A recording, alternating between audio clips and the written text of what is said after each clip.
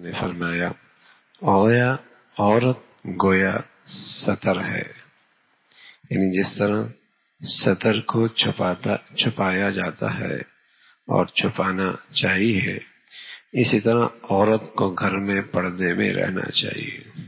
وَقَرْنَ فِي بُيُوتِكُنَّ قرآن میں ہے، 22واں پارہ ہے، سورہ احزاب ہے، اللہ کا کلام ہے۔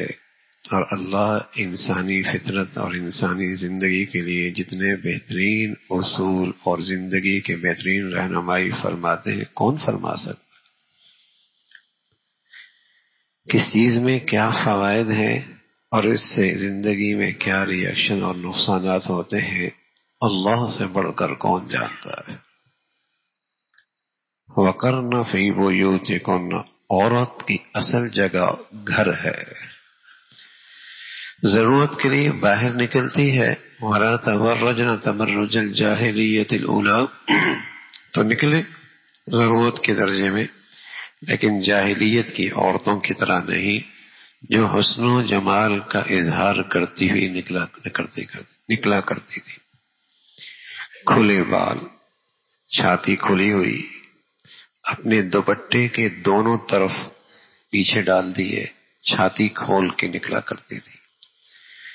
زمانے جاہلیت کی بات ہے، لیکن نئی تہذیب نے اس جاہلیت کے دور کو مات کر دیا ہے، دوپٹے کی ضرورت ہی ختم ہو گئی، ان تکلفات میں پڑنے کی ضرورت ہی کوئی نہیں، اس کی بھی ضرورت ختم ہو گئی ہے۔ وہ تو جاہلیت کا دور تھا، دوپٹہ سر پہ ہوتا تھا لیکن دائیں بائیں ڈال دیا کرتے۔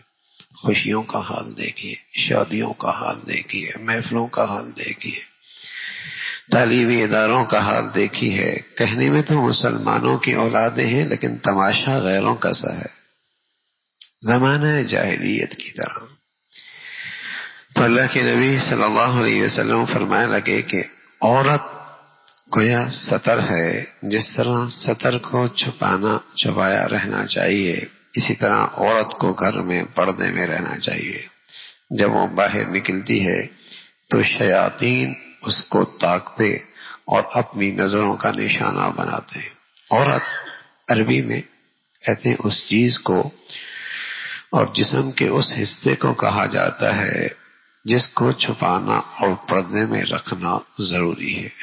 عربی میں عورت اس حصے کو کہتے ہیں جسم کے جس کو چھپانا، پردے میں رکھنا ضروری ہوتا ہے، اور اس کا کھولنا عیب کی بات سمجھی جاتی ہے۔